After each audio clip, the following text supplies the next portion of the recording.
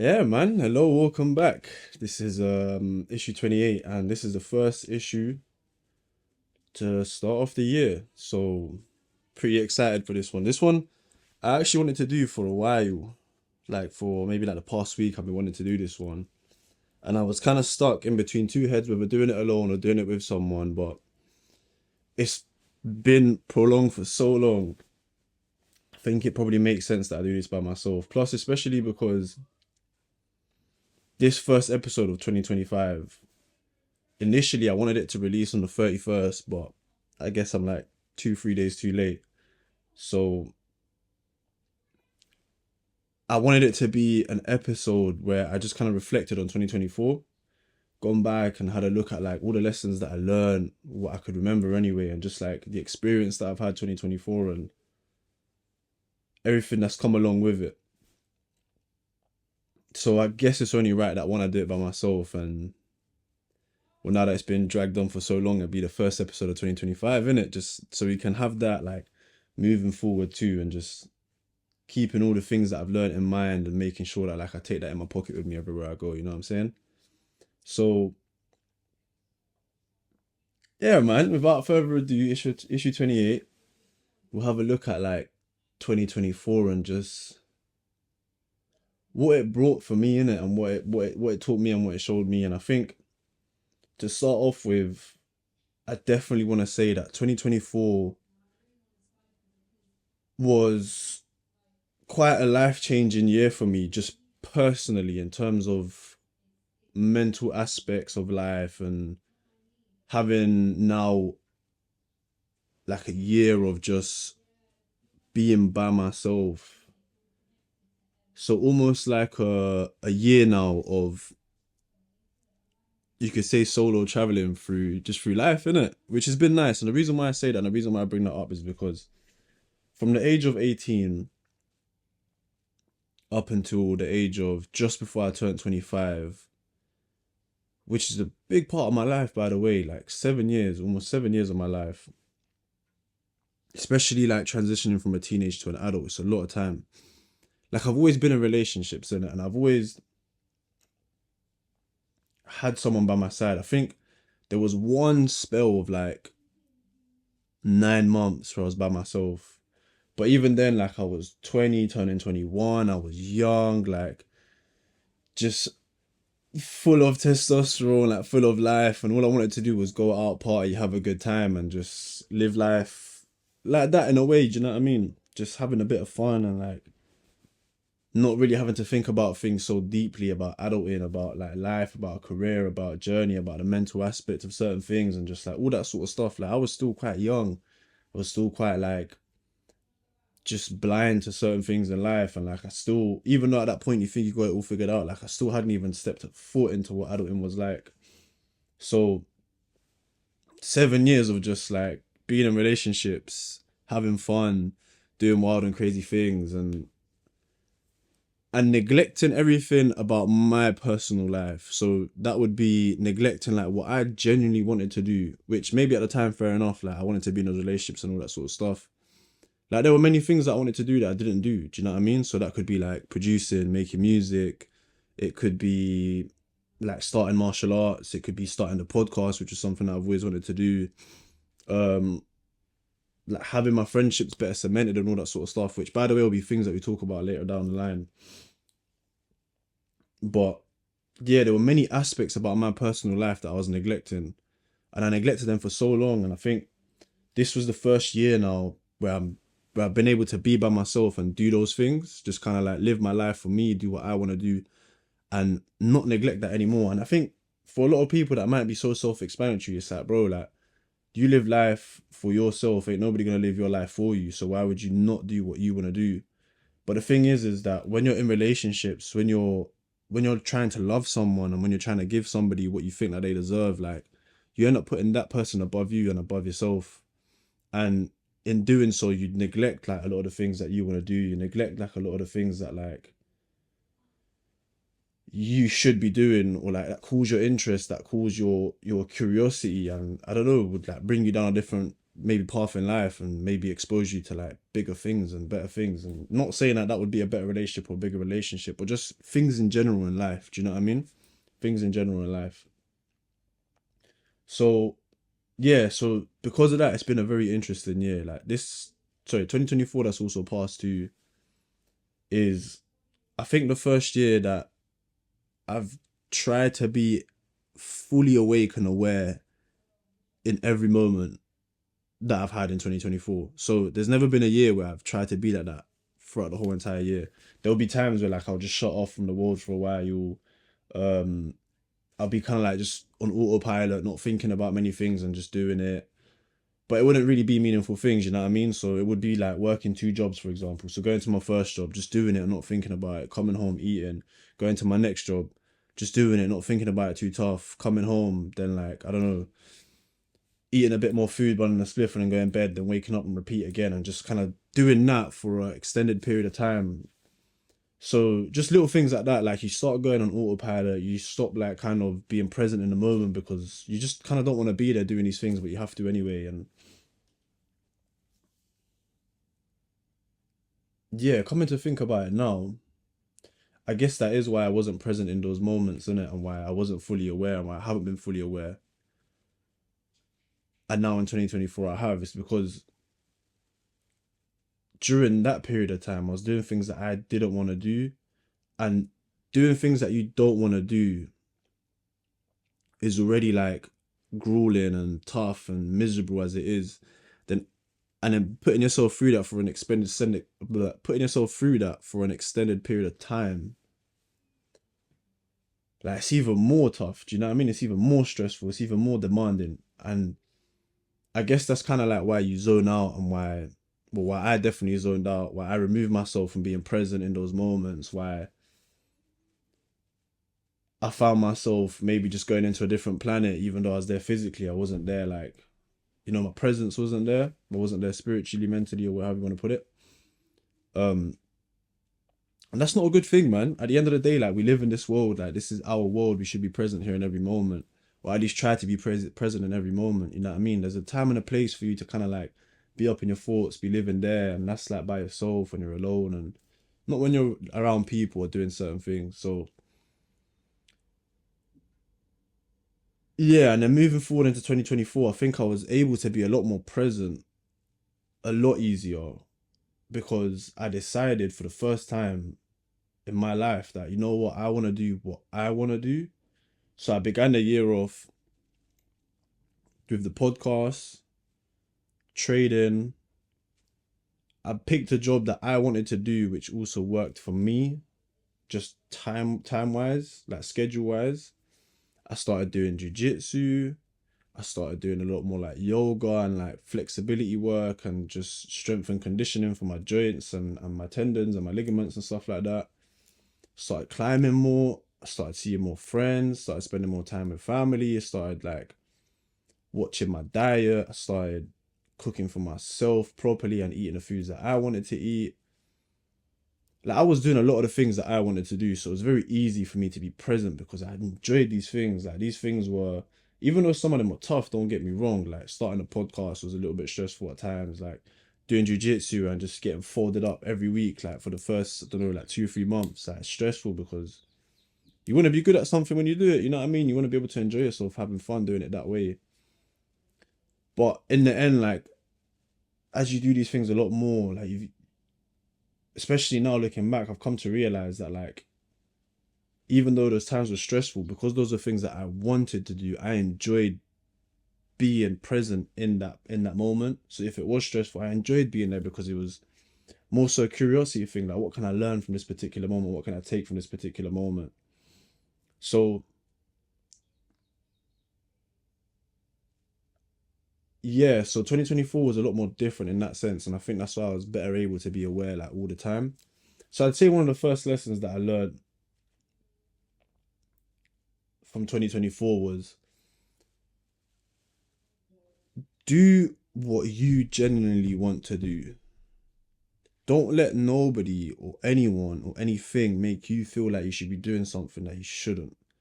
And I know for some people that's harder, like so it's easier said than done. Do you know what I'm saying? I know it is, because I know a lot of people might be already in like certain situations where they're kind of just in too deep already, and like getting out of it is a bit tough, whether that be financially, whether that be like with friends, with family, in a relationship, whether that might be like, I don't know, like doing bad things or whatever it might be, whatever it might be. So I know it's easier said than done, but the same way you've managed to dig yourself a hole, you can dig yourself back out, and it takes time, it takes a while. Like, it's a extended period of effort, you know what I'm saying? But it's not impossible. People can do it, people have done it. So there's no reason why you can't be able to. So yeah, one of the first things that I learned very quickly in 2024 was like, do what you genuinely want to do. Don't do things that you do not want to do, bro. And like, there's a difference between not doing things that you don't want to do and not doing things that you have to do that are tough.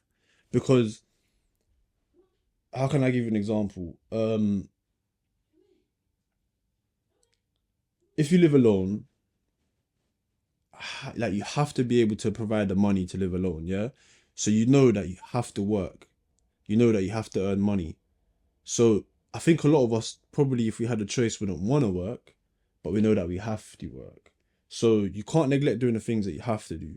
They're tough, they're annoying, they're shit at times, like they just feel like you're going around in circles half of the time, and like you don't feel like you're getting nowhere. Fair enough.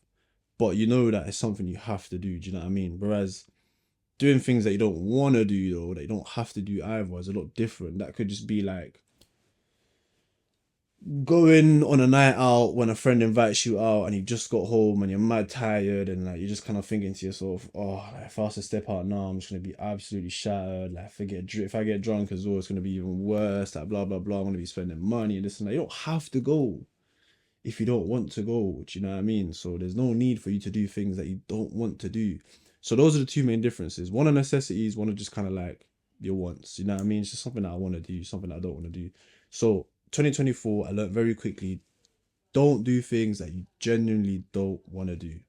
And along with that comes like living within your means too. Like, I still struggle with that a lot, man. I can't lie. Like, I should be a lot more disciplined, and I should be a lot more like on top of money management in that way. But for me, like, money comes and goes, man. There's certain things that money can't buy. So if I'm gonna like pay for something and have an experience like doing that certain thing, or with that certain thing that I bought, or if I'm gonna cherish it, or like whatever it might be, then I know those are kind of things that money can't really buy. So I'll go out of my way and do it, man. You know what I mean?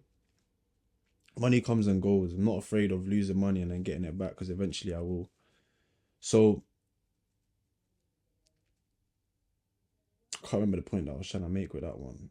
But in doing so, like, I always made sure that I was doing what I wanted to do. You know what I'm saying? Always made sure that I was doing what I wanted to do. And look, like, there's times I've been a bit irresponsible with making choices or whatever, but at the end of the day, like, I'm still here. I still got a roof over my head, thank God. Like, I still got food on the table. And even though last few months have been a struggle, like, it's still going. I still see light at the end of the tunnel. So it's just about putting my head down and working towards that. So I actually wrote down a few rules as well, just to keep me like, or a few things that I learned to, just to keep my head refreshed. But yeah, man, I'd say that's the very first like one of the very first things that I learned. Like, do what you genuinely want to do, and if something calls your curiosity, if something piques your interest, like, follow that intuition. Like, go with that flow. Like, go see what it is that's like calling your interest and like calling your curiosity. You know what I mean? Because you might end up doing something you would have never done before. You might end up discovering something you've never discovered before, like stumbled across before. You might end up enjoying something that like you never thought you would have enjoyed. You end up going on these like crazy little wacky adventures that you would have never done before, and you can meet a lot of new people, go see a lot of places, like go experience a lot of new things. And that's what life is about, you know what I'm saying? Like, having these experiences, being able to live life to the fullest. And I think that's what living life to the fullest means, isn't it? Just, yeah, I don't know, just seeing what life can throw at you and just taking it on your chest and going with the flow, you know what I'm saying? So definitely do what you want to do. And the next important lesson that I learned after that is that like you can't control outcomes. So when you make a choice now and you do something that you've always wanted to do, or you just follow an interest somewhere, you follow your curiosity somewhere, whatever it is, like it's not always gonna lead you to happiness and bliss and like achievement and fulfillment. You know what I'm saying? Like sometimes it might lead you down a path that's a dead end, something that like you get there and you feel a bit like disheartened, you feel a bit like down, angry, upset, like sad, whatever it may be. Do you know what I'm saying? But your curiosity led you there, so you were supposed to be there in that moment. You were supposed to be experiencing all these emotions in that moment. And so the second most important lesson that I learned is no matter what situation I'm in, whether it's a good situation, a bad situation, whether I'm happy, whether I'm upset, whether I'm going through it, whether I'm not, and I'm in a high period, like whatever it might be, I always ask myself, what can I take from this particular moment? Like, what can I learn from this particular moment? Especially if it's something that's like on the negative side of things. Do you know what I'm saying? If the experience is on the negative side of things, like, what can I take from this particular moment? Like, what can I cherish? What can I learn? Like, what can I observe and figure out a lot better for next time? Do you get what I'm saying? So that is definitely a mentality that I've kept with me for the entire year. And in doing so, again, it's allowed me to be a lot more present in what I'm doing, because it requires me to be engaged at all times. It requires me to be eyes open and focused at all times, or at least at most times, so that I can pick up them little nuggets, them little like lessons, and them little like just little bits of wisdom that I can just learn and take with me throughout the whole time. So that I'd say definitely be the second one of the second lessons that I learned of 2024. But I got a whole bunch of few around here still, so I'll go through them a little bit. Like some of them I'll go over lightly, some of them I'll go a bit more in depth. But I think one of the biggest things of 2024 also that stood out to me was just looking at the list to the importance of setting goals and the importance of having discipline and routine so that you can like move towards those goals. So why is having goals important? I think it's very simple. This is something that I experienced again fairly recently too, because I started losing sight and losing track of like what I was trying to do and what I was trying to get at. But essentially why goals are so important is because without them, you have no target to aim towards. And if you have no target to aim towards,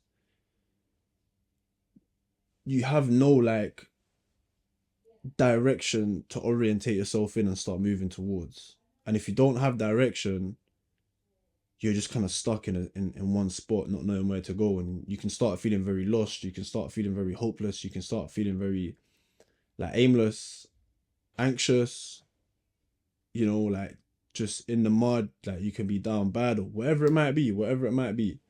But not having a goal facilitates that, you feeling stuck. Whereas when you have a goal, no matter how big or small it might be, you now have a direction that you can orientate yourself towards and you can start moving towards. Do you know what I'm saying? So it gives you a path, it gives you direction, it gives you a sense of moving, of achieving, of progression, which is what I think essentially like us as humans need. And I don't think it's something that we should ever stop doing. Like there's moments to just pause and relax and, you know, have a bit of fun and just kind of like forget about the stresses of the day sometimes or whatever it might be. But it's equally as if not more important to make sure you bring yourself back to remembering what those goals were, remembering where the target is, and moving towards that target again.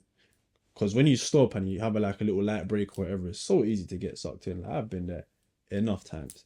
So I guess that's also where discipline and routine comes in too, because if you have a particular goal that you want to aim towards, I think 9 out of 10 times people can vouch that it's not going to happen from one day to the next. No matter what that goal might be, getting a particular job, buying a house, starting a business, starting a podcast, don't know, picking up a particular sport, whatever it may be, like it's not gonna happen from one day to the next. Like these are things that take time. They're required efforts. So it requires discipline. It requires you having the internal drive to keep yourself going, especially in the days that you don't want to do it. Like I think motivation is all well and good, but motivation is only just a kickstarter for you to get something done. Because if you were to only ever do things when you felt inspired, brother, you would not be getting anything done at all. Like maybe we'd get things done like every now and again, but it would be so slow and we'd be so counterproductive that it just wouldn't make sense. So discipline is all about having that internal drive to do things even when you don't want to do it, even when you don't have the motivation. Because once you get yourself out of that and you actually go do it, especially in a day where you kind of don't really want to be doing anything, once you're done doing that particular thing, you feel a lot more uplifted, you feel a lot better about yourself, you feel a lot more refreshed, you feel a lot more rejuvenated. And isn't that what like you kind of want to feel when you are feeling down in the dumps? Do you know what I'm saying? So that's the importance of discipline. And where routine fits in this too is, or schedule at least, is humans are creatures of habit. Like it's just in our nature to like have habits and do certain things like repeatedly. And if anybody told you they don't have a habit, they're lying. They're lying to you. We all have habits. We all do certain things like repeatedly, again and again and again and again. It might not be all the time. It might be from day to day. It could be from week to week. Could be like every 2 days or however often it might be.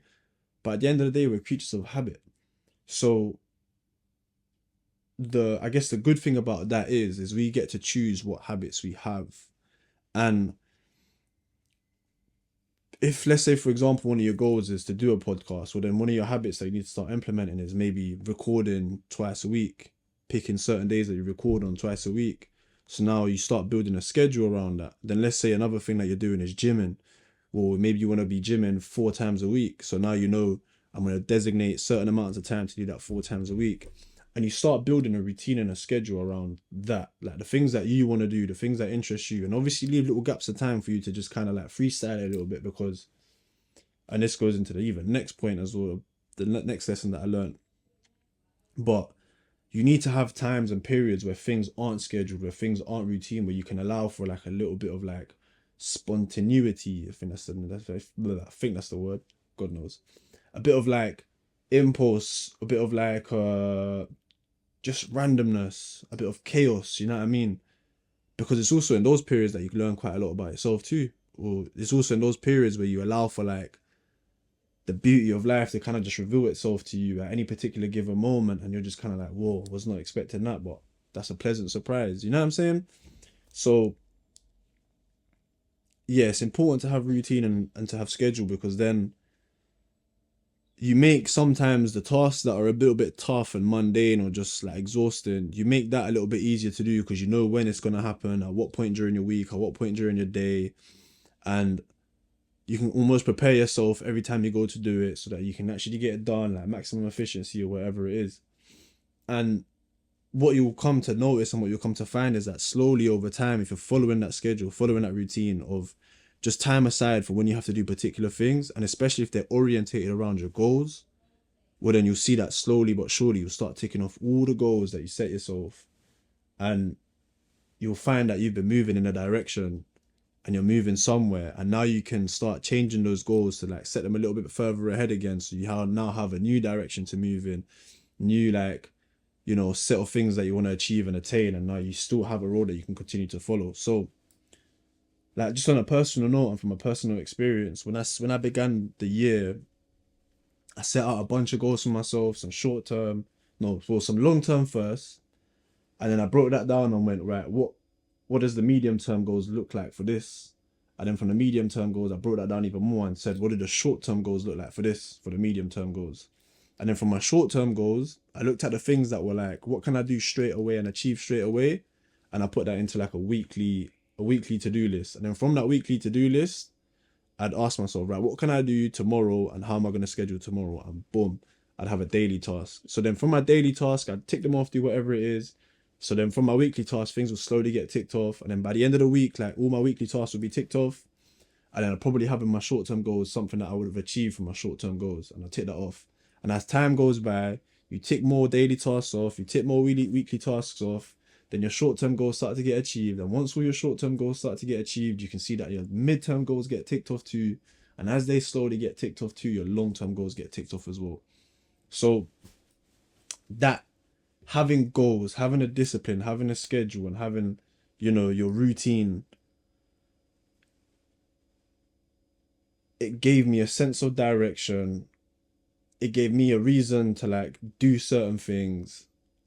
and for why I was doing them.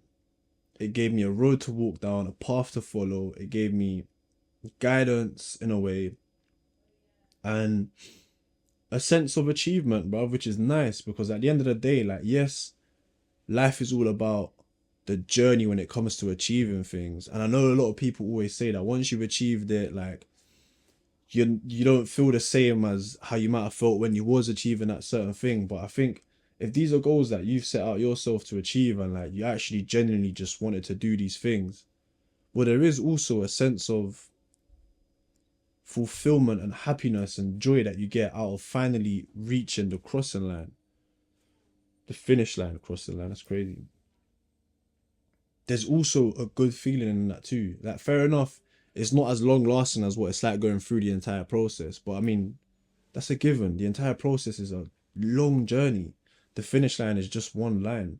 So yeah, man, don't be afraid to actually achieve your goals because, and I think another thing that I've also experienced and many people experience is that when you're coming up to the finish line of your goal, you tend to slow down because you don't want the journey to finish. You don't want to finally reach the finish line and get somewhere that you've always wanted to get to and then kind of be like, well, what's next? Do you know what I mean? Or like, well, I've achieved that now. Like, I don't really have anything else to do. So I'd say just keep the foot on the gas all the way through until you hit the finish line, you cross it, and you're like, yes, like that's exactly what I wanted. This is what I wanted to achieve. I'm finally at where I wanted to be, or I've finally done something that I've always wanted to do. Because once you've soaked in like the achievement side of it, well then you can just set yourself some new goals again and go again. Like who's to say you can't? So definitely make that part of like definitely make that part of your life. Like celebrating your achievements. Have to, man. Have to. So I think another big thing that I learned 2024 was the importance in balance and the importance in balance of everything. And this is an idea that I've always spoken about. This is an idea that like lives rent free in my head and it manifests itself in my life in so many different ways. So I liken life to kind of be like two things. One is a pendulum, just constantly swinging back and forth, right? We'll get into the finer details of that in a minute. And the other one as like a spiral. So I always find myself coming back full circle, but never in the exact same spot that I was in the beginning. So picture drawing a circle. You start at one point, you go around. I always find myself coming back to the same spot from where I started, but never the exact same spot. It's always like slightly above it or slightly below it. I might have progressed a little bit, or I might have like degressed, gone back. I don't know what the word is for that. Digressed maybe. I'm gone back a little bit, and that spiral and that pendulum is almost similar to itself, isn't it? Like almost similar to themselves. And what I mean by the pendulum is life never stops going from all balance and order to like chaos and just like randomness and just being a bit chaotic and reckless and spontaneous and whatever. And not only do I find that in order and balance, sorry, order and chaos, but I also find that in like happiness, sadness, joy, anger, uh sense of like moving forward, a sense of being stuck, like achievement, failure, uh abundance, and then the opposite of abundance. And do you know what I mean? So like I'm always going back and forth through the motions, like whatever it might be. So I liken life to kind of be like a pendulum. It's like a swing. And I always did think to myself that maybe there's a happy medium where eventually you find yourself bang in the middle. And now you know how to kind of just like walk on that thin line of some form of balance in it. But I think I've also come to the conclusion, or at least maybe not conclusion, I change my mind a lot and all the time. But I think I've come to the realization that like maybe you're not supposed to find balance bang in the middle. Do you get what I mean? Because then if that were the case, you'd stop feeling happy and like joy, you'd stop feeling good, you'd stop feeling all the good times. And just as well, you'd stop feeling all the bad times, sadness, like not being in abundance, struggle, I don't know, like a bit of like chaos and whatever it might be. And you kind of need both. You need one so you can have the other. And without one, you can't have the other. And also like that uncertainty, that imbalance, and kind of experiencing both is technically what life is about. You know what I mean? That's where the adventure comes from, and that's where like just having fun going through life in general is found in it. So if at some point the pendulum stops swinging, then maybe that's not a good thing. You know what I mean? And the reason why I feel like it's the pendulum is similar to the spiral is because when you're in an order, let's say for example your pendulum is swinging and you're currently in a state of like order. Well then eventually that swing will go and become chaos, and you'll be in chaos for a while, and then eventually the swing will come right back and you'll be back in order. So you kind of see where I'm going with this, isn't it? So with the spiral, you might start here, which is like order, balance. Then as you move forward, like you progress, then you get to like halfway through the circle and things are now like a bit chaotic and like they're a bit like, don't know, just free and willy-nilly and just mad spontaneous. And then as you keep going again, you kind of come back around and you find yourself like putting yourself in check again and being a bit more like in order and in like routine and schedule and whatever it might be. And then this time around, you might find that like you're back at the beginning, which is routine and schedule and discipline, but you're not exactly where you began again. Like you might be a little bit more wiser, you might be a little bit more further ahead now, you might have a little bit more things that you got to be a bit more careful and take care of, and have a lot more like rigidity around in terms of like routine and schedule, and then you go again.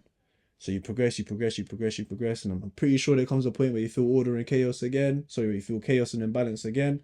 Then you come back around, and then boom, you're back at the beginning, which is order. And I feel that quite a lot, not just with that aspect in my life, but with many aspects in my life.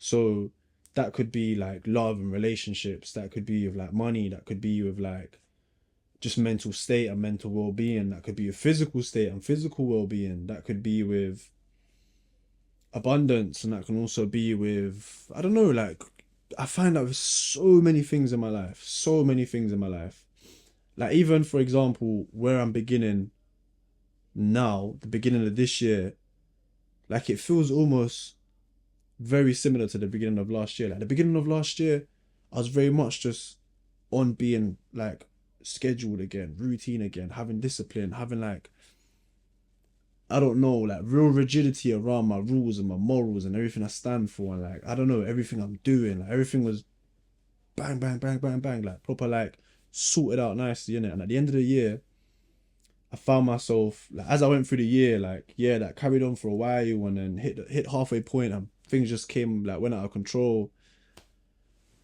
and then everything was a bit more chaotic, a bit more like free, a bit more disorganized. And then now that I'm here again, starting the new year, I kind of feel like I want to go back to schedule and routine, and I feel like that's something I'm going to be building again slowly. So, like as you can see, like my life kind of spirals in a way and comes back around full circle all the time. So I think now that I know this, now that like I know life just kind of has to keep swinging back and forth, and I know that life is a bit cyclical in that manner. Um, I now understand the importance of having balance. So yeah, balance. Like yeah, you can have a lot of routine, have a lot of schedule, have a lot of like discipline, have a lot of like the order side put in place.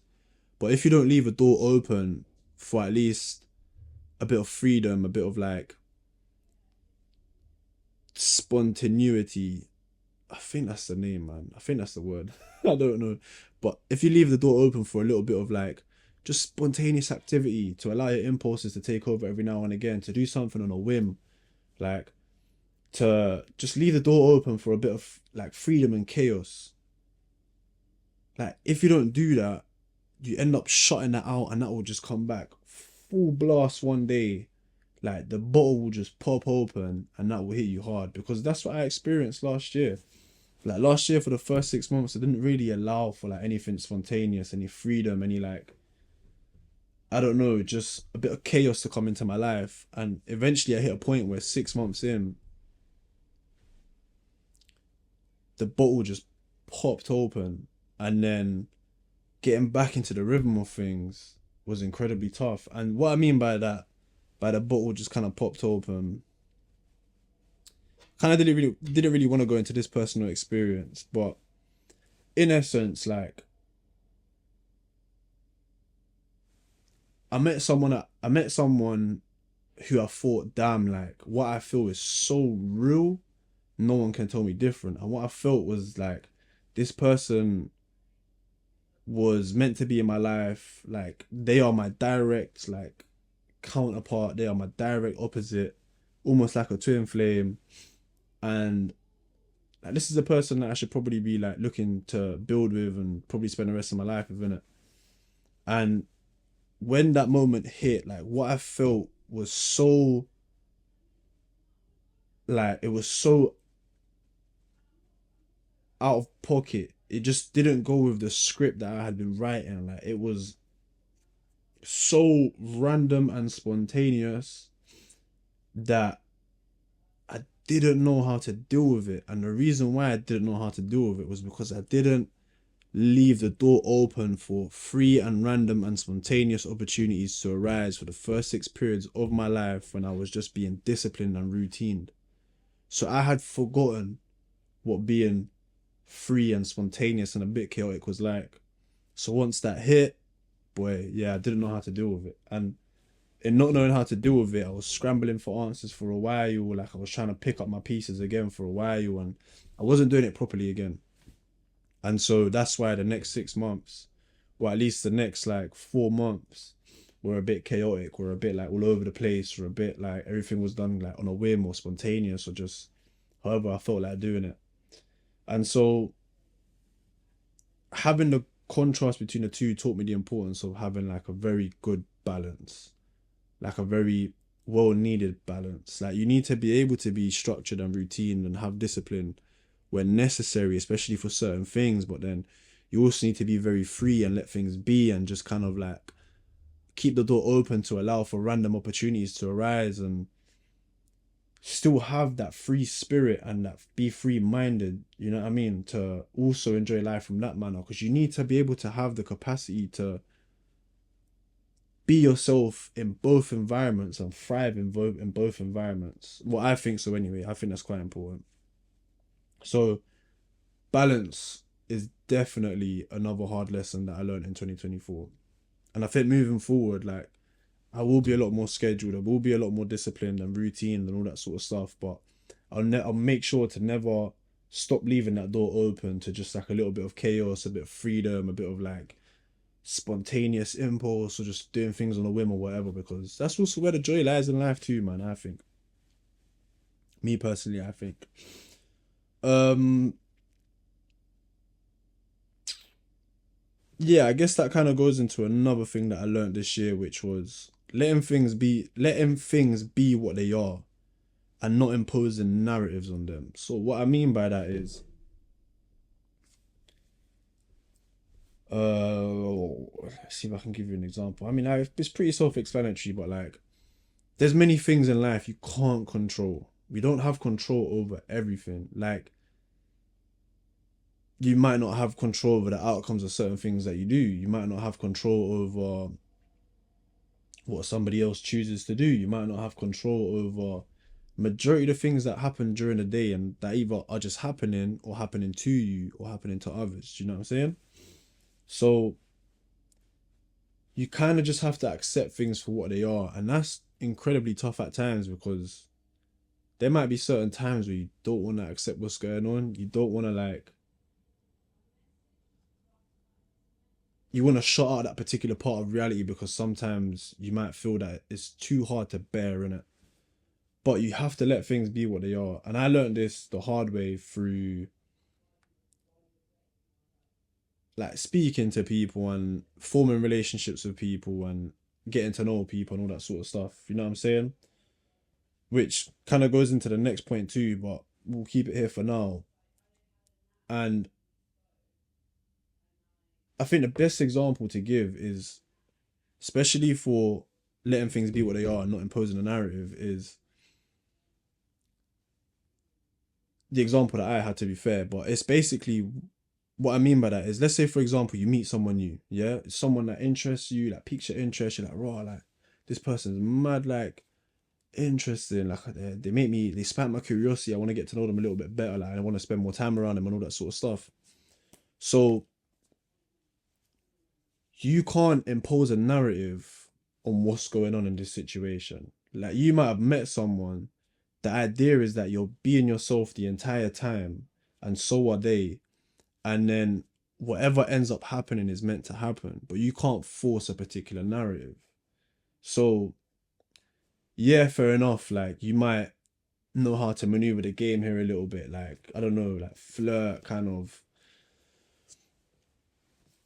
say certain things so that you can position yourself in this particular way, like for them and their life or whatever it might be, so that now like you kind of get what you want and all that sort of stuff. But really and truly, what you're doing is manipulating like your environment and your surroundings, and that's good. Don't get me wrong, but what you're trying to do then is have control over everything. And sometimes, no matter how much you try to control those things, which is basically imposing a narrative, they're out of your control.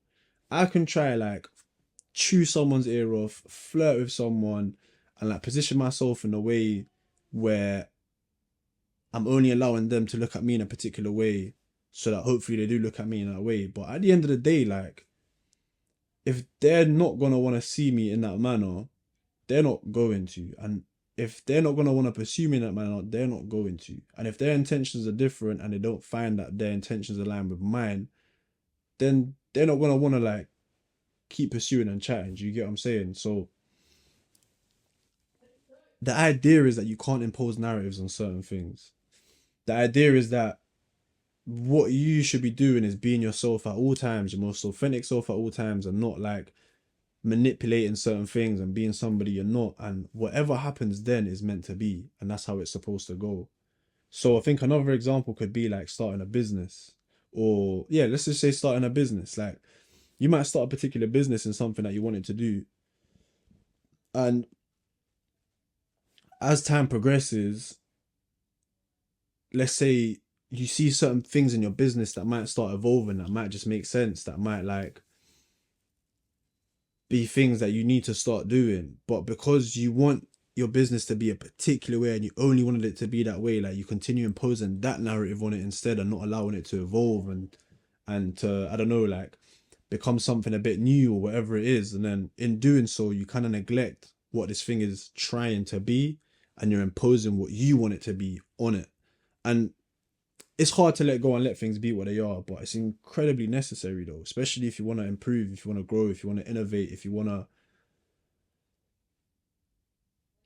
I don't know, like see new things in life. And obviously, part of wanting control is knowing what's happening and keeping yourself out of the unknown as much as possible, because that can be a very uncomfortable place. But then without venturing into the unknown, you never know what you could learn, what you could discover, how much you can grow, how much you can, I don't know, like become, I mean, hopefully a better person, but even just a different person. You know what I mean? Discover new things about yourself that you might have never known. So yeah, man, it's incredibly important to just let things be what they are and not try to impose narratives on them, because then that particular creation loses its authenticity of what it's trying to become, and instead it just becomes something that don't know that you want it to be, and maybe certain things are just not meant to be that way, you know. So yeah, that was another one. And I guess that kind of like bleeds into a little bit like the nature of love and relationships and all that sort of stuff. Like that was one big thing that I realized this year. Like when it came to relationships and dating and chatting to a lot of people, I would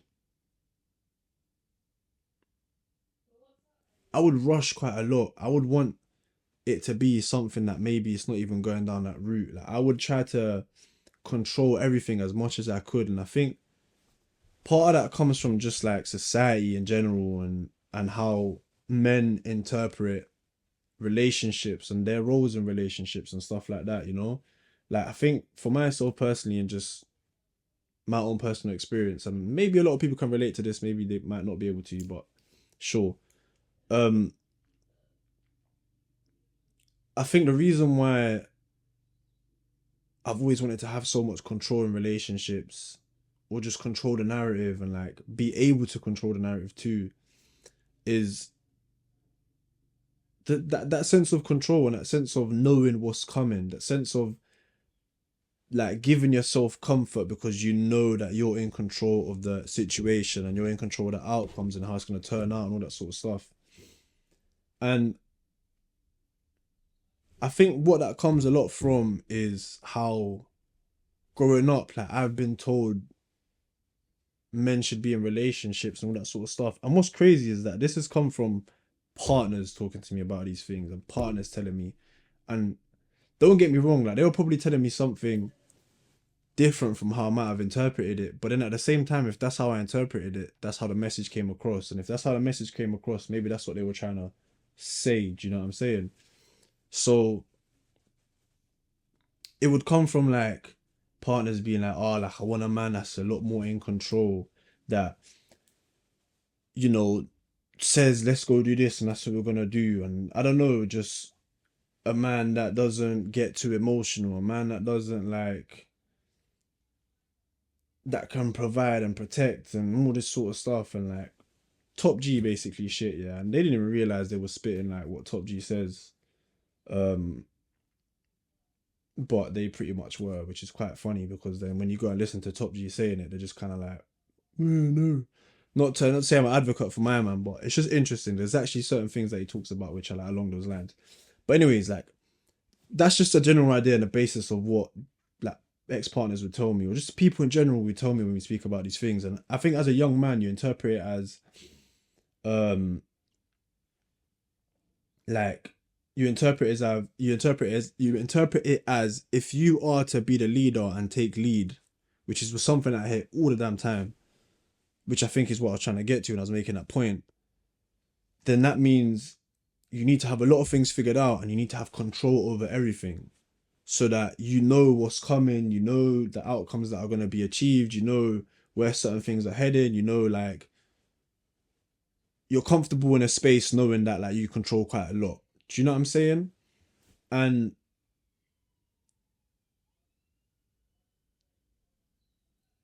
in living life in that manner, you take that with you everywhere you go. It's not just in your relationship. So once you break up, like you still want to have that same control over the narrative. So what I figured is that when I was dating and when I was getting to know new people, like very quickly I would try to control the narrative of what was going on. I would want that person to look at me in a particular way. I would naturally, well, I would want getting to know this person to progress into now being monogamous, for example, to now progress into like dating exclusively and like being a thing like that, and then to progress into being a relationship. But the thing is that the whole entire time I'd be trying to control the natural flow of things, innit? And I'm not letting things be what they are. I'm trying to impose a narrative on them. So instead of just getting to know someone, be myself, and whether this particular thing becomes a friendship, becomes a friends with benefits, becomes dating, becomes a relationship, whatever it might be, let it be that by itself. Do you know what I'm saying? And that takes time. That takes like a decent amount of like nurturing. That takes patience because there's so much as time progresses that's gonna happen which will reveal to you like the nature of that person, how they deal with certain scenarios, and you start to learn a lot more about that person, about how they live, about how they carry themselves, about what they stand for, about like what they live for and all that sort of stuff, and you can't figure that out in a short space of time. So I don't know, there might be a lot of people that already got this one figured out, but for me I was just kind of like, yo, I never realized that what I was doing was trying to like push a narrative on people that I found interesting or just pique my interest or that I was attracted to because I thought that's what I should be doing. Whereas really and truly, I should just be getting to know those people, how I get to know everybody else, and just let it go where it's supposed to be. You know what I mean? So that kind of goes into letting things be what they are and not imposing narratives, but also just the nature of like relationships. And what's so funny, yeah, is that I also didn't realize how much Londoners have that point of view, or just people that live in London in general, fam. When until someone said it to me when they was like, oh, like dating in London is so weird. Everyone's so like in a rush and everyone's so quick to just want to date and settle down. Do you get what I'm saying? Whereas really and truly, like, I've only met this person, I've only known them for 3 months. What's 3 months for an entire lifetime or an entire year that I've been alive? Well, it's nothing. It's nothing. So how can I then say that I want to be, I don't know, monogamous to this person, or I want to be in a relationship with this person, or whatever it is? Because really and truly, it's minimal. 3 months is nothing. There's only so much a person can experience in 3 months that can reveal you like their true nature of that person. And don't get me wrong, like, I don't think any amount of time will be able to reveal to you like everything about a person. But the more time you give it, the more you can find out. And then the better poised you are to make a choice of whether you actually want to spend the rest of your life with that person, or what sort of relationship you want to have with that kind of a person, innit? So these are things that I learned over the course of 2024, which I never had in my books before, man. So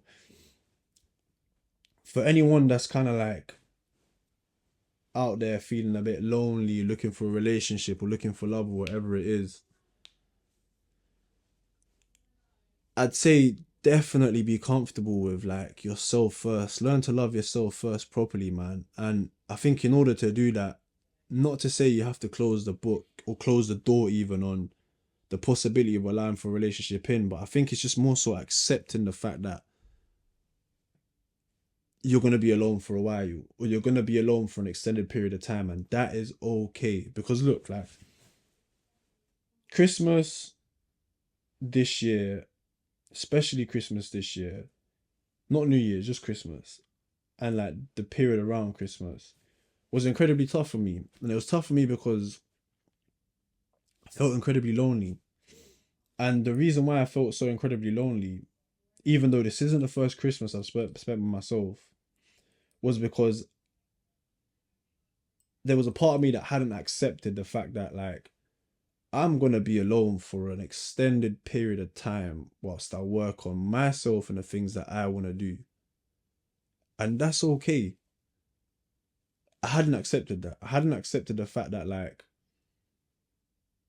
I don't have the same amount of time and energy and desire to be chasing love, relationships, and all that sort of stuff, because those are things that you simply just don't chase.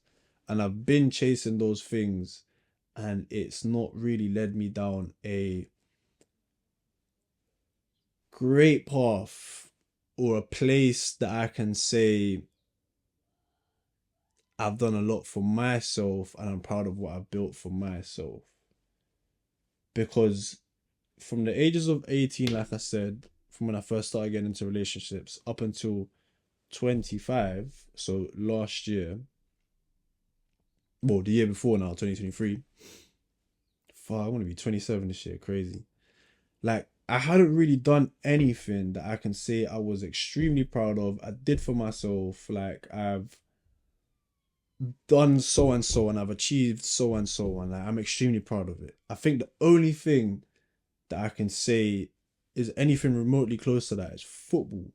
But even then, like with football, I didn't really get to much. Do you get what I'm saying? It's the only thing that I've always done because I've always enjoyed doing it and I've never let go of. But there's never been anything else. So now that I've spent an entire year by myself, so 2024, which was the first year being by myself, doing the things that I loved and what I wanted to do, I've achieved so much already. Started jiu-jitsu, rock climbing, I've started my own podcast, I tried trading, I've experimented with being incredibly disciplined and then also being free. Like I now have my own spot again, which is incredibly nice. I got a bloody cat. Like I don't know, I've tried so many things, done so many things. Like I've exposed myself and allowed myself to just do what I find interesting or what I think I would find interesting or whatever it is. And there's been so much that I'm already proud of and achieved in such a short space of time. So part of that wouldn't have been able to be a thing if for the entire year I wasn't reminding myself that it's okay to be alone. But during the course of the entire year last year, I still left the door open though to the possibility of someone walking in and me falling in love and me having a relationship. And I think the fact that I reached the end of the year and I had none of that was incredibly tough for me to deal with, because now it kind of felt as though, well, this isn't, I'm not by myself because of because of choice, like in terms of just like, wait, let me word this properly. Like, I'm not by myself during 2025 because I decided that I'm gonna be by myself, and that was that. It kind of felt as though I'm by myself in, like, by the end of the year 2024 Christmas period, because although I've left the door open to maybe being with someone and I put myself out there, also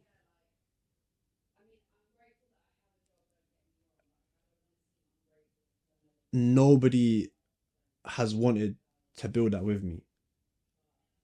And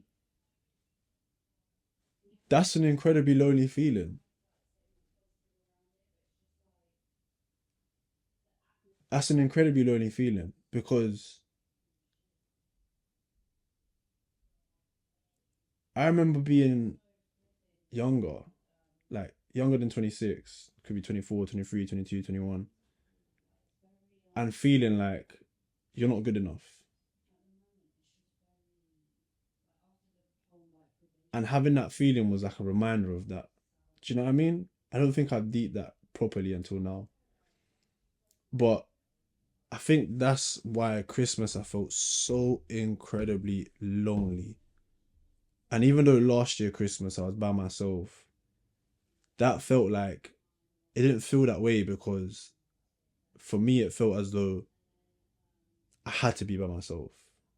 You know, I had just come out of a relationship not too long ago and I wasn't getting into another one, and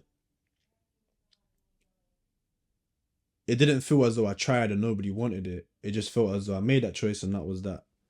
But this year, yeah, it kind of felt as though, even though, like, it kind of felt as though because I left the door open to a possibility of finding love or finding like a relationship or finding something with someone and it never happened, it felt as though I just wasn't good enough. And I think that's where the lonely feeling came. But the good thing about like all of that though was that I was quite quick to realize the bad feelings or just the negative feelings that I was having. And I would always try to sit and think about why and meditate on why. And then before the years, I realized that it was because I left the door open to love. But I think now I've realized like why leaving the door open to love led me to feeling that way. So yeah, man, this year taught me heavily, especially now that I'm at like towards the end of, sorry, last year taught me heavily, especially towards the end of last year, that understanding that I have to be by myself for a while and being okay with that is incredibly important because there's so much about life that I need to do, that I need to build on, that I need to experience and live before I can then actually have someone in my life be responsible for myself and for that person, and at the same time not lose myself in the process. Because in a relationship, it's incredibly easy to lose yourself in that process. So, another big thing that I learned about just in 2024, especially about relationships, is the nature of a relationship and the nature of love and how important it is to pick a person. You know what I mean? Because it's incredibly scary, fam, when you think about it, that like the whole idea of having a relationship with someone, like a healthy one that actually like is functional and works, is that one, there's no secrets between you two. You two know everything about each other. But that's not an easy thing to have with someone who's judgmental or someone who might look down upon you for doing certain things or thinks they're above and beyond certain things that you've done in life. Do you know what I mean? Or just someone that's gonna lie to you and not tell you the truth or whatever it is. And I've been there, bro. I've lied to my partners about a lot of things, and I see how dysfunctional it makes a relationship, innit? So yeah, man, you're gonna be with someone that like you're gonna know everything about them and they're gonna know everything about you. But you also can't judge them for the things that they've done and they can't judge you. This is a person that knows how you feel when you're feeling it, you probably feel the exact same too about that person. Like you lot's soul has bonded, is attached. You're now one person. Do you get what I mean? Like when she's angry, you know she's angry. When she's happy, you know she's happy. When she's upset, you know she's upset. When she's struggling, you know she's struggling. When she's like happy and good, you know she's happy and good. Like, and likewise, it goes the other way around too. Um, and not just that, but you have to learn how to like function more together as a team. You gotta know like how to help each other out properly in a healthy manner. You gotta know what you bring to the table and what that person brings to the table and whether it's gonna work well together, and if it doesn't, how you're gonna get through that. You're gonna have to accept that like this person still has their own life and still has their own things going on, and they still need to live their life and whatnot, and you have to be okay and accept that. Because there's a lot of people in relationships that don't allow their partners to have their own lives, and that's toxic. It's scary. It's not a place you want to be in because you feel so restrained. You feel so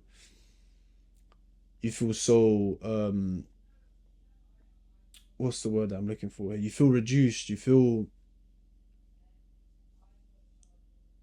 constrained. You feel isolated. You know what I mean? Like these are all feelings that you can feel if you're in a relationship where you're not allowed to live your life. You got to learn to trust this person, you know? Like you have to live your life knowing that this person is in a relationship with you because they want to be with you for the rest of their life. So that means there's no one out there that can turn their eye no matter how hard they try. And you have to learn to trust that. You have to learn to trust that this person is maneuvering in life like to the best of their ability and the best way that they can, and in the same way and in a way that like doesn't affect them negatively, or you negatively. And that's incredibly tough because no one's perfect, and how many times have you made a stupid decision and it's impacted you negatively? Do you get what I'm saying? So it's like the nature of relationships is tough, man. And then to think about it too, like you're now committed to this person for the rest of your life. The rest of your life. You're gonna be with no one after that. Like after you've committed to this person for the rest of your life. Like you're not gonna, and you shouldn't want to desire anybody else sexually and like go through with it. You shouldn't be looking at starting that type of relationship with anybody else. Like you shouldn't be having any of those kind of things. And to get it deeper, like you're also gonna be bringing another human or other humans into this world if that's a choice that you're willing to make.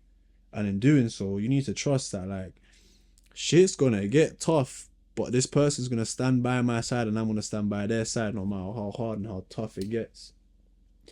And then you also want to make sure that what you're teaching this human being that you're bringing into the world is positive things, good things, like things that's going to make them a good human being, like things that you would like them to learn. And how can I make this person even better than me so that they can be a better person in this world and benefit others? And do you know what I'm trying to say?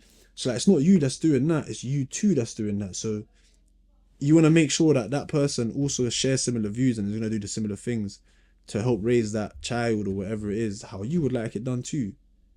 Do you know what I mean? And maybe you have to have like the savviness to know, or like just the you have to be like wise enough to know that there might be a particular thing that you want to do with that child which maybe might not benefit them, and you don't particularly see that in that moment but your partner does.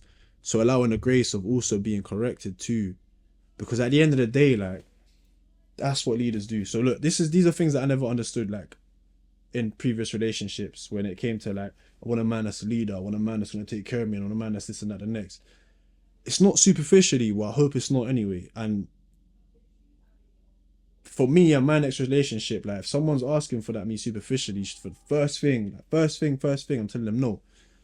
That's not happening for them. I can't run like that. Like what they mean by someone who's gonna take lead, someone who's gonna provide and take care for me, and like I don't know, whatever it is someone who's smart enough, wise enough to understand these things and also understand that they don't have everything figured out.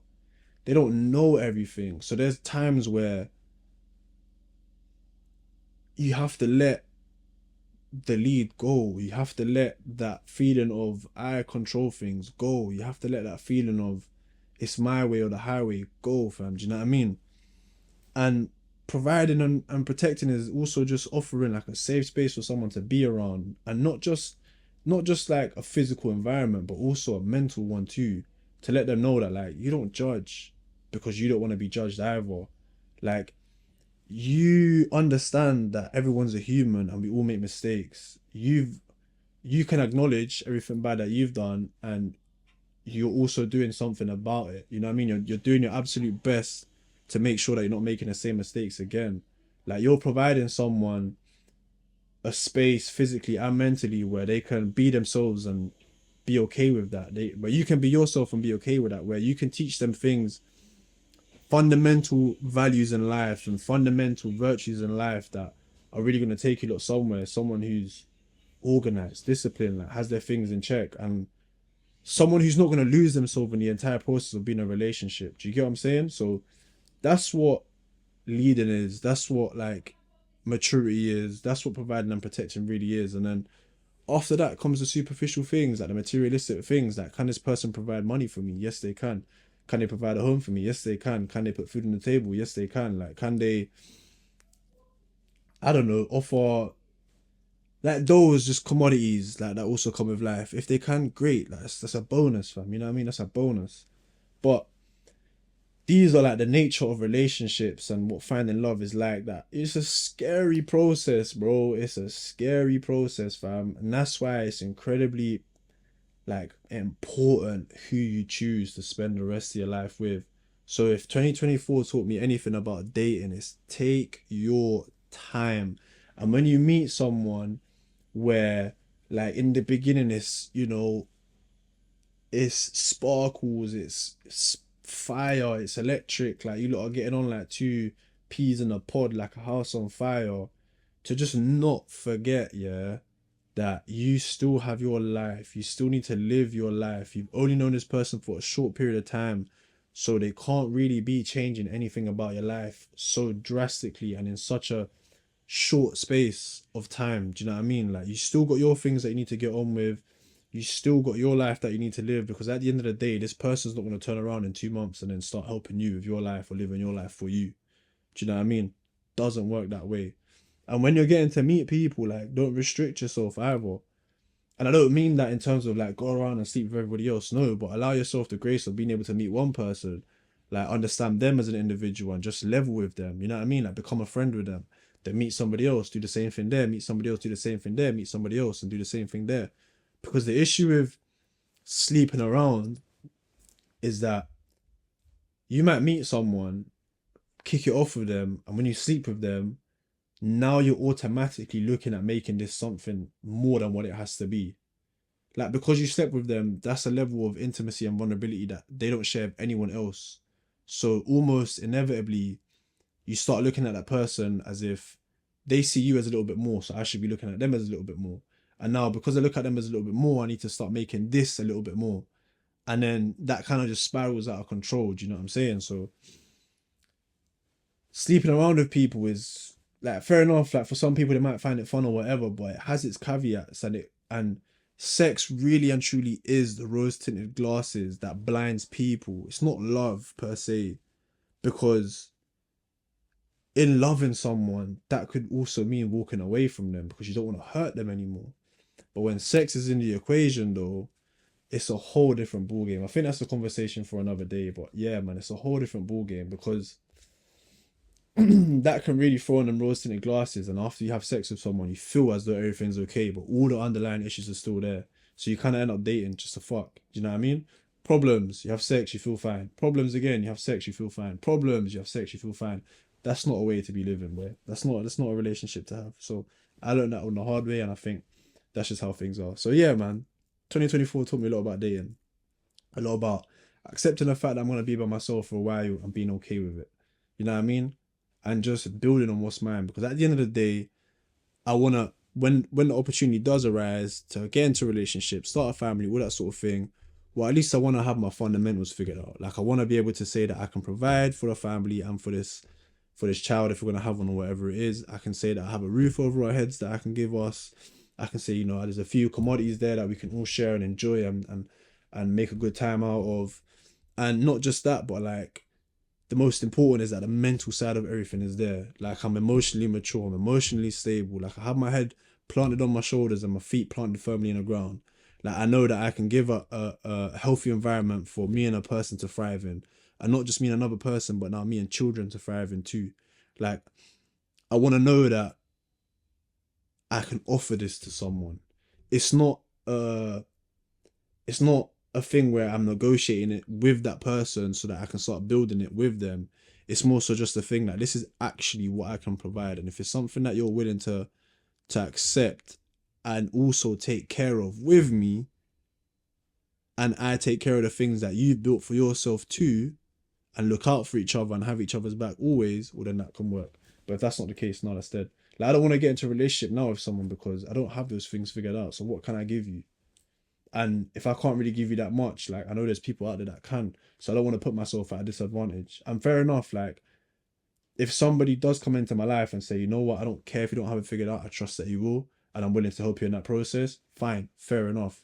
But really and truly, what's the chances of that happening, especially in today's day and age, in today's society, when unfortunately, like people are not fed that narrative. People don't understand that narrative. They only see the other one where it's like, I want what's mine because it's already out there and I'm gonna get it straight away. I don't need to build for it. Why do I need to build for it? So yeah, man. Dating 2024. Incredibly eye-opening. I learned so much about life when it came to dating. I think you learn so much about life in general with relationships and love. Like if you're not getting yourself into spaces where you're vulnerable, and I think the easiest place to do that is in relationships and with love, you won't discover that much about yourself. So it's incredibly important you allow yourself to be vulnerable like that. Just make sure you're doing it around people you trust. And fair enough, at the end of it, you might find out that like, damn, this person never had like me in their best interest. But that's a lesson to learn. Figure out what it was that they done that kind of gave that off, what the indicators of that were.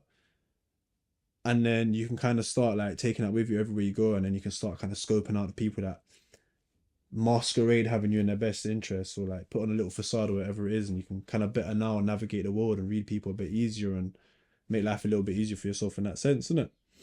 So something else that I learned in 2024, this is a quick one, but this was one that was developed over the whole year, and it was being non-judgmental. But I think one person who put this into perspective for me the most simplest way possible was my boy Fidan.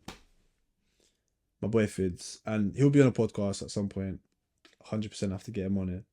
But me and him rekindled our friendship again this year. Like, we've always been friends for a very long time now, but we've been a bit distant with each other because I've been in a relationship, or was, and so was he. And then once we came out of it, we were just kind of dealing with the breakup and dealing with the personal things and kind of in our own personal battles. And then now that I've coming out of it, like we're kind of allowing ourselves to build relationships with other people again, innit? Because ultimately you wanna be in a good space yourself, so that when you build relationships with other people, what you're offering them is a good space for them to be in. Do you know what I'm saying? So I never thought of it like that, but that's a nice way to put it. And I guess that's why we both ended up coming back around full circle. And that's my guy, man. So we spent a lot of time recently with each other, especially like towards the back end of 2024. And he taught me a lot. And one of the things that stood out to me was the lesson on being non-judgmental. So we're all humans. We all make mistakes. Ain't nobody perfect. Ain't no one in this world like lived a life of not making any mistakes at all. Do you know what I'm saying? And if making mistakes is normal and it's inevitable, well, you don't want to be judged for it. You don't want to be scrutinized for it. You don't want to be like hammered down for making like mistakes, innit? Or just making dumb decisions, or going through periods in your life where like you might be lost, bro, and you're just trying to figure some shit out, and then trying to figure some shit out, you end up going down like some fucked up paths and shit, innit? So you don't want to be judged for these things, and you just don't want to be judged in general for, I don't know, wearing a wacky outfit, or like saying a wacky joke, or I don't know, like doing something as crazy as starting a singing career or starting a podcast or whatever it is. So he said to me that like, bro, I don't want people to judge me for being me. And if that's what I want, then I shouldn't be judging others. Do you know what I'm saying? So kind of like a tit for tat. I don't judge others, and I don't judge what people do, because I don't want people to judge me for what I do, and I don't want people to judge me for being me. Do you know what I'm saying? And when he said that to me, I was just like, damn, like that's a good way to like just define that particular lesson and boil it down to something so like concise and clear. Because this was something that judgment is something that I've struggled with my entire life. And I think it's because I grew up in a household that was extremely religious, a Catholic household. And my mum was by the book, bro, by the book. So anytime I made a mistake, it would always be, oh, like you can't make mistakes, like you can't be doing that because if you do that, you're gonna go hell, like you're gonna go hell, you're not gonna go heaven, and look at you sinning, like how can you be sinning? Like it's not that hard, just be a good person, blah blah blah blah blah. So I was always afraid to make mistakes. I was always afraid to do something a bit like out of character, out of pocket. I was always afraid to like, I don't know, man, try different things in the world that are deemed bad or deemed like not great or whatever it is. And so earlier in 2024, when I picked up the Bible and I started reading it, there's so many things that stood out to me that for me were just so contradictory to what I had grown up in when it came to religion and faith, and what I was reading and learning when it came to now the Bible and faith and, you know, believing in God and how you should live your life. And the Bible, I remember there was in the gospel, it would say that like, you will be judged on how you judged others. And even if that is after you die, which I don't think it is, that's probably most definitely how it is when you're alive. Because if you're going around and just as an instance, yeah, you're saying, raw, like how's this person taking drugs? How's this person just smoking weed? Like how's this person snorting coke or doing mushrooms? That's bad for you. That's crazy. This and that. The next, like, how can you be living life in that manner? Or like I don't know, shooting someone down for doing all those things, yeah. And then later down the line, you catch yourself in a period where you're doing the exact same thing. People are gonna look at you and judge you for doing the exact same thing. Why? Because that's that standard that you held other people, so you should therefore hold yourself to the same standard. People are gonna look at you and be like, raw, like, wasn't you just slating off bare man for smoking and drinking and taking drugs, and now here you are doing the same thing? Like, people probably be looking at you like, look at you, bro. If you're just a talker, like you rain on people's parades to make yourself look better, yet here you are doing the same thing type thing. Like that's how they can look at you, innit, or whatever it might be. Or they just look at you like you can't keep your word or you don't keep to your word, because if you're gonna be judging people for doing that, don't do it yourself. But that's incredibly tough though. Do you know what I mean? Everyone goes through rough periods in life, everyone goes through rough patches, everyone makes mistakes. So you try to hold yourself accountable for not making a damn mistake for the whole time of your life, innit? It's impossible, fam. It's impossible. So that's why in the Bible it says you will be judged by the same merit you judge other people, innit?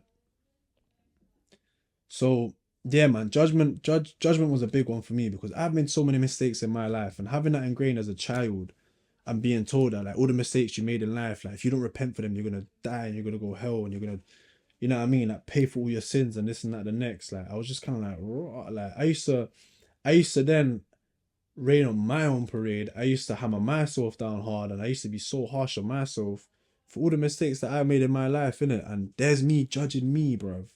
How mad is that? The one person that I should be relying on, that I should always have my own back, the one person that I should always be like the most compassionate with, is the one person that just being the most harsh on myself, and that's me, bro. And that's crazy. So that came a lot from just like upbringing and childhood and blah blah blah. But 2024 taught me how to grow out of that, and it taught me to not be judgmental, man. It taught me to not judge others, and it taught me to not like look at the world in a judgmental with a judgmental eye. And then somehow I stopped looking at myself with a judgmental eye too, and I stopped looking at myself so harshly and blah blah blah. And don't get me wrong, like I thought with that would come me being a lot more sillier, me being a lot more like childish, and me being a lot more like just funny and kid-like again, which is what I want. Don't get me wrong, but for some reason I still find myself being a bit serious at times, a bit like analytical, or just in my like philosophical bag trying to figure some shit out, and in doing so it's quite serious and blah blah blah. But at the same time, I'm not mad. I'm not mad. Why? Because now I give myself the grace of being able to try things and not feel bad for trying things. Do you know what I mean? Like trying particular drugs and not feeling bad for trying particular drugs. Like who cares, man? It's just an experience. I want to try it, see what it's like. I mean, I might end up liking it, but I'm also not dumb enough to know that I should be consuming myself in that the entire time now just because I like it. You know what I mean? Shit, I like chocolate. Do you see me in a chocolate bar for breakfast, lunch, and dinner or every day? No.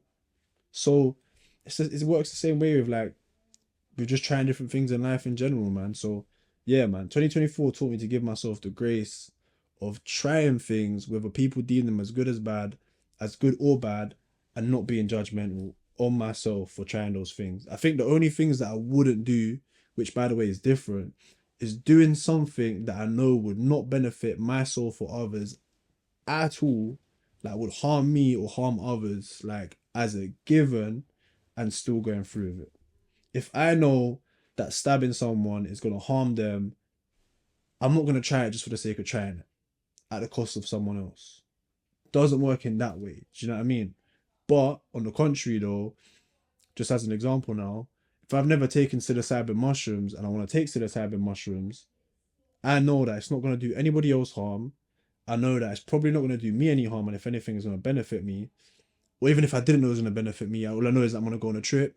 Well, then I'm going to try it because I'm not harming no one. I'm not causing no one any offense, fam. Do you know what I mean? And then at the end of it, like, shit, I might learn something, I might not, but at least I went through an experience and at least I tried something. At least, I don't know, like, I'm using what's given to me in this world, basically. You know what I'm saying? So, yeah, man, being non-judgmental was one big thing that I learned in 2024. And that comes with a lot of, like, self-care, self-love, just, like, taking care of your own mental health and all that sort of stuff. So, another big lesson I learned too was just that, man. Like, self-love, mental health, dealing with trauma. And what I mean by that is kind of just going back in your life and understanding why you are the way that you are, why you function the way that you function, why you behave the way that you behave, why you think the way that you think, and understanding whether those things still benefit you now to this day or whether they don't. And if they don't, doing something about it. And if they do, well, then adding on to it. You know what I'm saying? And one of the biggest things for me that helped me with that was reading a book called The Myth of Normal by Dr. Gabor Mate. Highly recommend that book. I gave it to you from the last episode so you can read it. But it just taught me a lot about like childhood trauma and where a lot of things can stem from.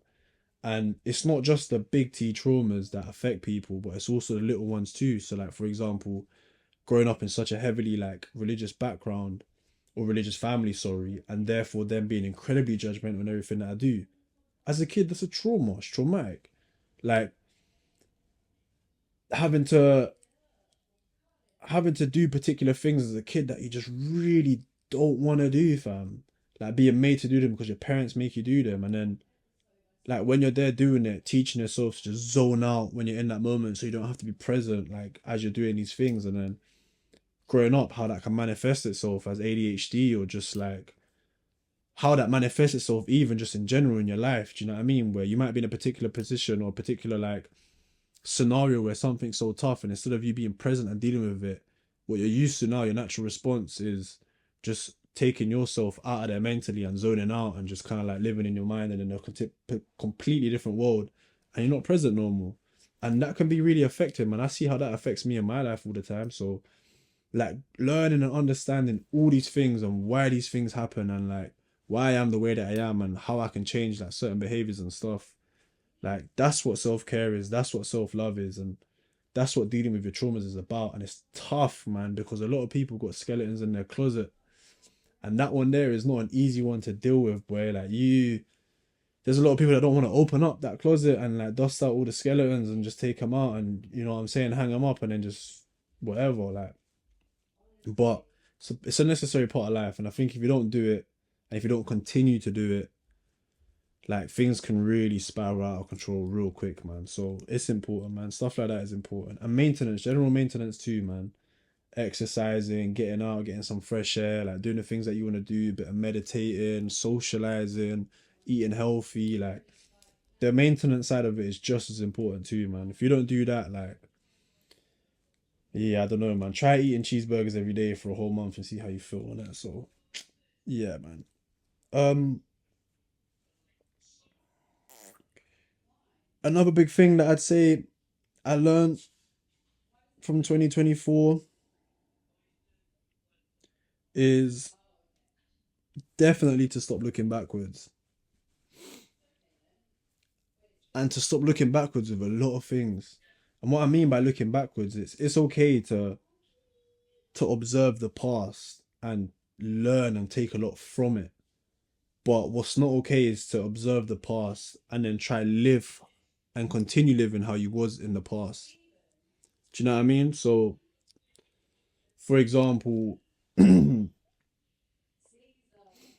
if when I was 19, 20, 21, I was going out a lot and partying a lot, and I could see how that affected my finances, I could see how that affected my relationships, I could see how that might have affected my mental state and my well-being and all that sort of stuff. Like, if now that I'm 26 and I'm looking back at it, I'm thinking, damn, even though like those are the cons, like I still had so much fun, that I want to continue living life like that, and being aware of the cons that it comes with, and I choose to do that, that's me looking backwards. That's me still trying to live like the old Juancho. That's still me trying to live like a life that I've left behind and I should have left behind. You know what I'm saying? And I'd be a fool to think that I could live like that and expect the outcomes to be different. My finances are still probably going to be shit, if not even worse. Mental health state is probably going to be shit, if not worse. Like my relationships with people is probably going to be shit, if not worse. So yeah, man, it's about doing things differently, innit? Like it's okay to look back and learn from the past and learn from your mistakes and learn from the things that you had done. But then you got to take that with you and think to yourself, right, how can I move forward now and live life a little bit more differently? And I think I had this realization just now in the shower, like properly cemented that like one thing that I still catch myself doing and find myself doing is living in the past. Like looking back at the past and thinking to myself, why can things maybe still not be that way if the particular thing that I'm looking at in the past was something I enjoyed or something that like I had a lot of fun in or whatever it was, or that I thought made me me, you know what I mean? And now just kind of accepting how my reality is today and moving forward with that and living life based off of that. Do you know what I mean? I don't have the same desire to be chatting to gal and chasing gal and doing all that sort of stuff. So moving forward, I shouldn't be reminiscing and trying to continue doing that if that's something I did in the past. If I used to party quite a lot and I don't feel the desire and the urge to do that anymore, well then stop partying so much and live how you feel today. You know what I mean? So that's just like little things that I picked up. But yeah, man, I definitely realized that one, that like I still catch myself looking back and trying to live like I was in the past quite a bit, and that's something that needs to just kind of like stop. You know what I'm saying? It's okay to have fun every now and again, but damn, yeah, man, take it easy. Shit. Um, what's another thing?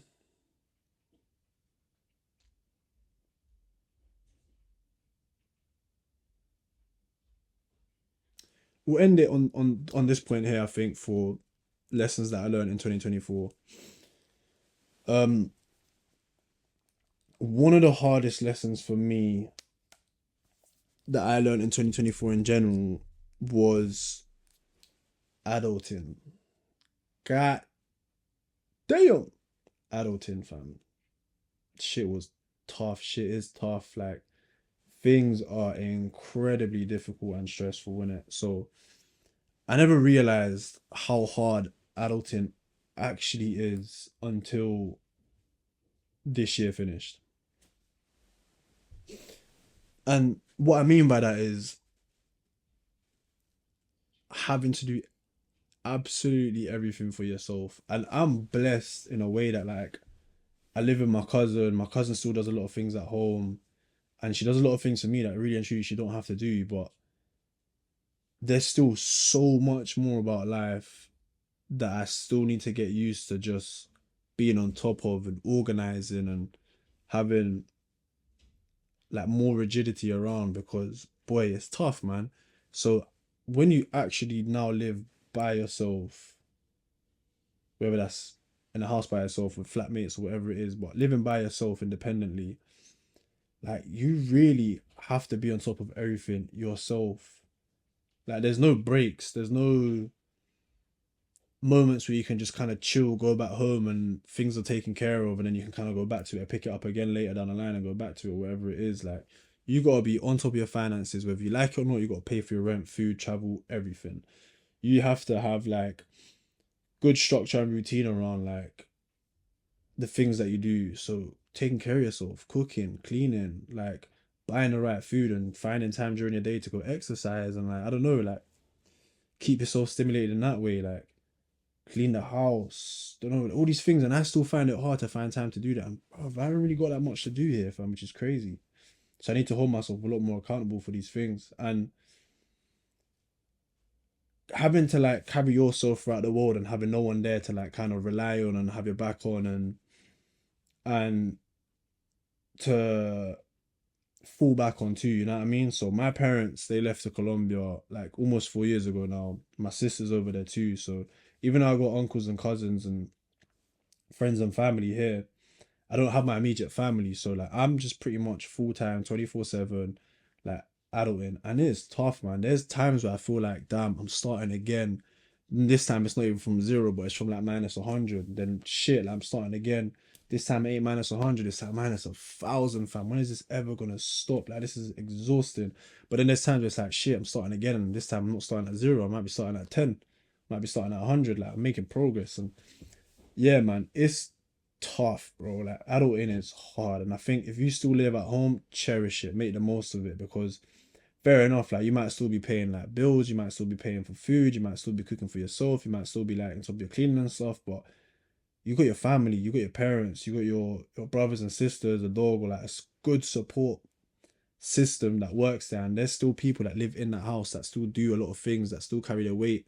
Like, I was pretty sure parents still probably do a lot of cooking, cleaning, and like whatever it is, and siblings probably do a lot of cooking, cleaning too, and like all that sort of stuff. And like between you lot, there's a lot of you lot you can share the bills and not have to worry so much about finances and shit. You can save a lot of money and do all that sort of stuff. But as an adult, adulting full time, like there is none of that. You cook for yourself, you clean for yourself, you save for yourself, you make money for yourself, you dress yourself, like you pick your own stuff, you pick your own groceries, you do everything for yourself. And if you're not on top of that, boy, tough. And I think one of the biggest things to get on top of is your finances. And I don't mean making more money, because really and truly, you don't have to make more money to be able to afford things in life. It's about managing your resources incredibly well, fam. And for the first 6 months I done that, bliss. I was earning less the first 6 months, but was able to finance myself a lot better. And in the last 6 months, I earned more than what I earned the first 6 months. But like my finances were horrible and terrible. And now I find myself like in tough positions, man, tough predicaments, you know what I'm saying? So yeah, man, like I think one of the biggest things that I learned in 2024 was how incredibly tough adulting can be if you're not on top of it at all times. Adulting is difficult, bro. Difficult, fam. So you got to figure out a way that works for you, innit? And then yeah, man, I had two more points after that when it came to adulting, or just life in general. But I feel like we covered that quite a lot in some of the things that we spoke about. But those last 2 points was like, do what you genuinely want to do. Literally, like if you want to go to a fucking open mic night and go spit some bars, do it, fam. If you want to go to, I don't know, like bungee jump off of something, do it. If you want to go skydive, do it. If you want to go start a podcast, do it. If you want to make a brand, do it. If you want to start a business, do it. Like do the things that call you, do the things that pique your interest, do the things that reach out to you and like make you feel like, damn, I want to try that. Do it, fam, because nobody in this life is going to do it for you. And the other people that do it, you don't get the same joy out of doing it yourself, watching other people do it, fam. So do it. And the last one is live your life for you, because nobody is going to live your life for you. You are the only person responsible for you. You are the only person that walks in your shoes. You are the only person, yeah, that feels what you feel, goes through what you go through, and has you at the very top of their priority list. You're the only person that has that. So you have to live life for you. I think part of adulting also showed me that too, that like I am now in this world alone. I am the sole person responsible for me. My parents are no longer responsible for me. My dad now is just he's my dad, don't get me wrong, but now I see my dad as like he is now another human that I live alongside in this world. My mum is the same thing too. Like, don't get me wrong though, they will never stop being my mum. They'll never stop being my dad. I'll never stop loving them like my parents. But I have to see them in that way. because I see myself in that way too. You know what I mean? That my dad has my mom, they're married, that's his wife. He takes care of her now. He makes sure that she's okay and she does the same for him. And my sister still lives with them, so fair enough. Like they also do the same thing for my sister too. But I don't live there no more. I live by myself. I'm a full-time adult now. I'm by myself. So they ain't responsible for me. And I ain't responsible for them either. At the moment, anyway, because that's something that like in the future will be different, hopefully. But for now, I am my own person. I am responsible for me, and there's nobody else responsible for me like I am responsible for me. Do you know what I mean? So I see myself as just like a my own separate individual now, and like even though I got friends and family, they too are also their own separate individuals that are just the same as I am, doing the same things for themselves, taking care of themselves, being responsible for themselves, and just adulting how everybody else is adulting too. So yeah, man, 2024 was full of blessings, full of wisdom, full of teachings, full of little nuggets. And if I'm being quite honest with you, like going through all those different things and learning all these different things and being able to experience it, have my eye open to them and just take so much away from it. I'm excited for what 2025 brings, you know what I mean? Because I feel like, even though fair enough, it's only been a year of just full-time experience in life and being aware, like I do feel as though I have my head planted on my shoulders a little bit better. I do feel as though like my feet are planted on the floor a little bit more like firmly. And I'm excited now to maneuver through 2025 and just see what it brings, like see what life throws at me and see what adventures lie around the corner, because I know that I'm in a position now, I'm better poised to kind of like deal with it, go through with it and kind of go with the flow, but also have my routine and schedule and work on the things that I genuinely want to work on. Do you know what I'm saying? So yeah, I'm excited, man. I'm excited for what 2025 has to bring, and hopefully it brings like nothing but blessings, prosperity. And I think that's what we all wish every year. But genuinely, there's a real buzz around that. There's so many people that I see that are just kind of like now finally understanding life a bit more and getting into their bag now, and just it's a collective experience, you know what I mean? Like everyone's kind of sharing this same vibe. And I think the sick thing about that is that it goes to show that even though I do see myself as an individual and somebody that's solely responsible for taking care of me, there's elements of what living is like that we all share. And I might have my own personal consciousness that I think about my own things and my own personal desires and wants and wishes, but there's also a collective consciousness where everyone is experiencing the same buzz, the same feeling, like similar thought patterns. Do you know what I mean? Like similar ideas. Like everyone's kind of moving towards a direction collectively and together. And it's sick, fam. It's sick to see the oneness of how the world is and how much like we are all one and the same, and we all should be coming together and helping each other out. Because at the end of the day, like everyone is having their own experience, but we're all in this together. So why am I not gonna make somebody else's experience that a little bit more better, that a little bit more easier? You know what I mean? If that's what I've been trying to do for myself, and there's people out there that have done that for me too, bro. So yeah, man, I should be doing the same for other people too. But definitely, man, like it's sick to be walking into 2025 with a lot of people that share that same kind of like vibe and energy and mindset. So moving forward, yeah, man, man's just excited to continue doing what I love, which is podcasting, chatting to people, and getting involved in like creative things, and having the opportunity to do just that little bit more now. You know what I mean? And meet more people and just try things, man, and experiment and navigate and have fun with it. So yeah, man, that was my rant for 2024. Like just a review of the whole entire year, and I think this review here was definitely the one that I needed. I did this before already, but I wasn't really quite pleased with how it turned out. But this one here was definitely the one that I needed, and I'm glad that I got to share it with everyone and I got to share it with all you guys. And hopefully, like from here on 2025 moving forward, like we're all on the same page and we're all moving forward and onwards and upwards, and it's just blessings and prosperity, fam. You know what I mean? So yeah, that's my rant for 2024, and that's my best wishes and my blessings for 2025, man. Hopefully this year brings you lot a whole bunch of abundance, fam. And abundance in blessings and prosperity. So yeah. Here's to 2025, man. Appreciate you lot joining me on the journey and just allowing me the space to put this somewhere and give it to everyone, you know what I mean? So yeah, man. Thank you guys. Thank you guys for an amazing 2024 and this is 2025. Peace and love.